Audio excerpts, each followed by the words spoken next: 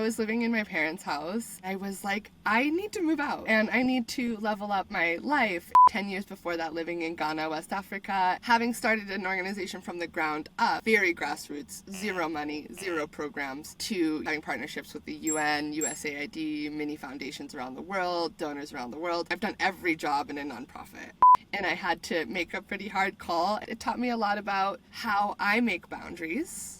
I'm a Monique fangirl, I'll admit it. And trust me, I think you will be too after you listen to parts of her story today. Monique joined us to scale her existing grant writing business. It took one hot seat with Meredith to know that her prices were way too low for the life that she desired to provide for her son and the financial safety and security she knew she needed to establish for herself. Fast forward only 9 months, and Monique now has a thriving consulting business that employs 2 other women and provides essential funding services to local nonprofits in Central Oregon. Monique's story reminds me so much of why Meredith and I wake up every day excited to get money in the hands of women, because when women have money, they do good work with it. She not only reached financial security and safety for herself and her son, she moved on to help other women establish that financial safety for themselves as well. Not to mention the financial abundance that she is bringing to local nonprofits and to every client that she serves. Meet our very own Fractional Development Officer, Monique. Thanks for asking me here. It's lovely. Because we actually know each other, this memory popped into my head. You and I were sitting on the grass near the river. We were talking about the job that you had just applied for, which was the full-time grant writer position with the city that we live in. And it felt like such a sure deal. And I just remember this conversation where you were so excited about the potential for stability and were doubting the ability to get that with consulting. And then something happened and you didn't get the job.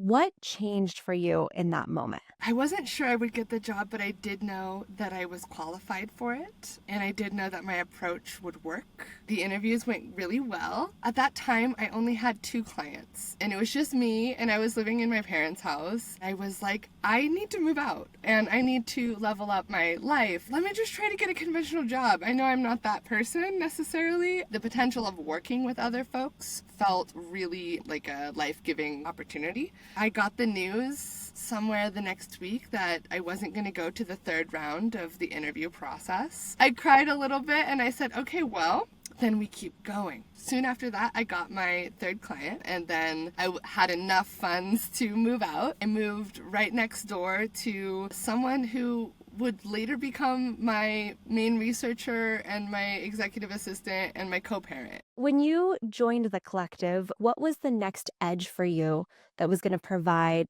the next step? I did move out. I did get my own apartment. I had spent 10 years before that living in Ghana, West Africa, building up a nonprofit over there. And coming back here was like a whole rebuild. A lot of jobs that I interviewed for were like, go back to Africa. That's where all your experience is. And I was like, actually, I think a lot of the community-based methodologies that I learned with really amazing local folks in rural areas of Ghana cross over really well, but people didn't see it. The next step, I wanted to develop a culture within my company that would allow people to join me as co-conspirators. I never want to have this sense of like, oh, I'm the boss, I'm running the show, I'm doing this. For me, that feels very boring, but it also requires that I work with people that I trust with probably my whole life. Initially, I joined the collective to basically help me build my business to that point. I was starting to get more clients by the time I joined. I had like 4 clients and prospects for about like 3 or 4 more. Having clients on retainer was really my goal at that time, to get to a certain minimum income so that I could have my income stability. But immediately I would hit that threshold, I also knew that I would need help and support. You gave me really good advice. Don't just go try to hire somebody that knows grant writing, because you're trying to build a very particular culture. You saw in my company that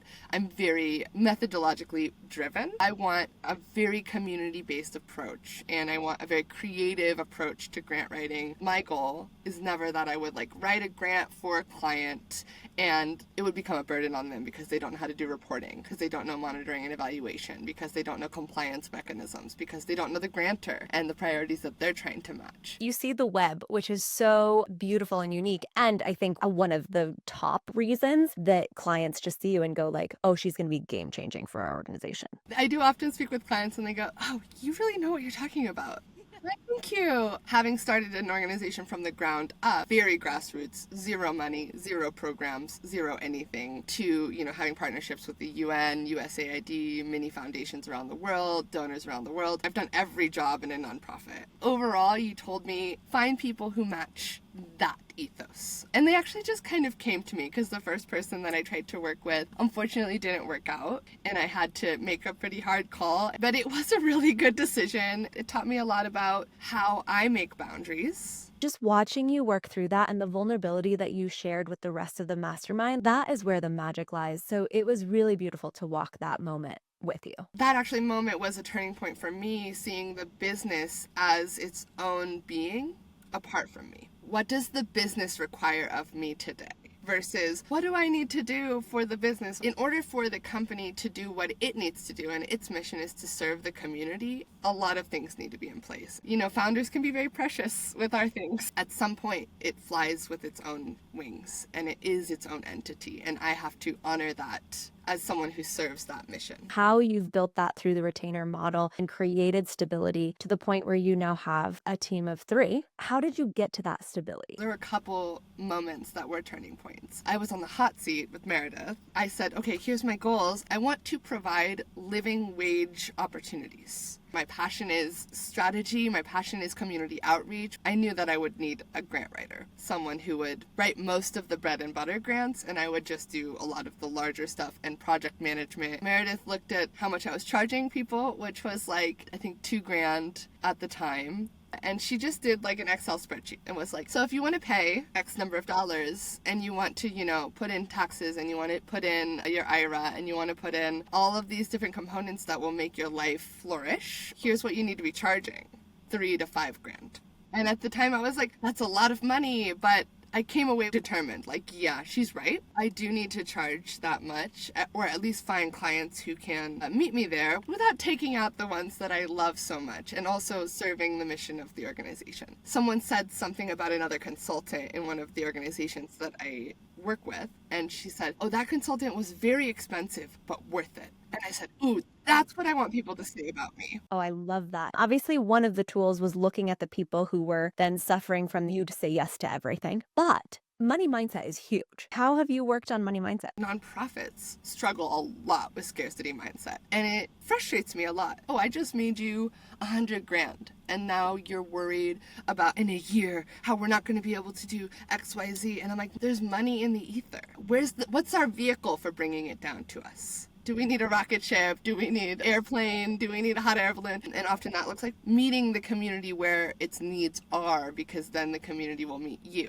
For me personally, I realized every time I would open my bank account, I would feel anxious. Even as the numbers were rising and I was actually having a lot more security, I would be more and more anxious. So one day, all my staff had left. I was about to leave for the day, and I started going over my worksheet, my little Excel spreadsheet where I do my, budgeting. And then I looked at my accounts and I thought, I wonder if I could just celebrate all the little money people that are in my bank account. And I've been developing this concept specifically with Haley, because she was like, yeah, they're like little dancing emojis, or little elves or something. Yeah, she sees them as little cartoons. Yeah. And then I was like, oh, I'm building a really big house for all my money together in community and be happy. And there's a club where they can rave and party. And this animating the money actually has been a way of me seeing it as a friend rather than a liability or a burden. I love that. It's so playful. One of the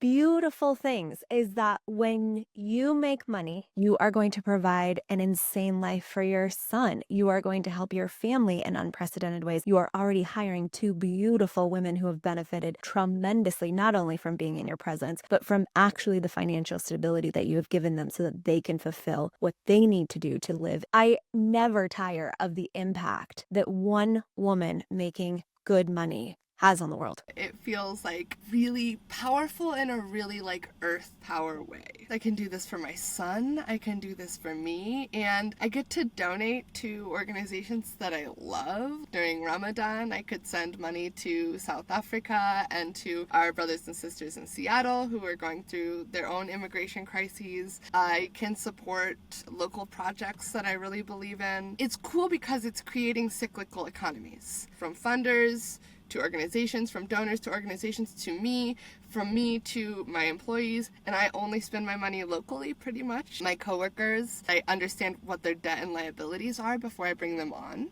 that I understand what they spend their money on and how they think about money as we were onboarding and as I was offering them a salary. It's beautiful. You asking them questions, genuinely curious about how does this align with us? Where do you see yourself going, but letting them tell you? It's beautiful. So we need to know a little bit about the work that you're doing. My favorite thing to do is to get into a system or structure, figure out what it needs, and figure out what way do I weave into it to get where I need to go. The organizations that I started with were social services, food banks, things that as a child I grew up in this community and I saw the increasing need. I will often start by just providing what they want me to provide, and then I say, if you really want to serve the community is growing at this rate. Let's talk about capacity. Let's talk about staffing. Let's talk about the kind of quality jobs you do or don't provide. I also identify within organizations people who have that spark. You can't buy somebody who cares genuinely about what they're doing. My favorite part is looking and finding those people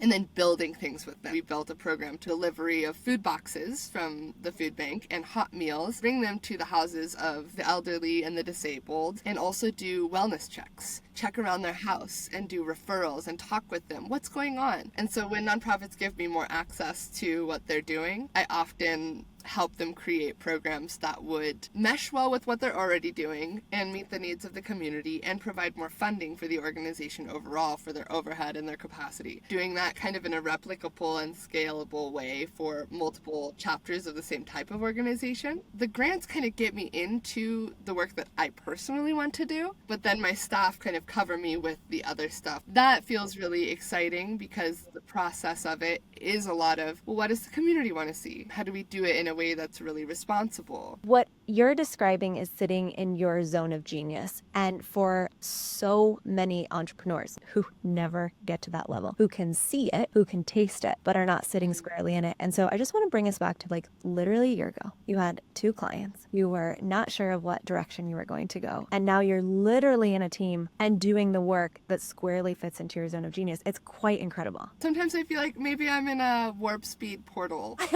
Maybe Right? I entered a wormhole and this is just where it spat me out. Yeah. I am proud of all of the work that you have done. Why do you get up and do this every day? Because we're all connected, my liberation is wrapped up in yours.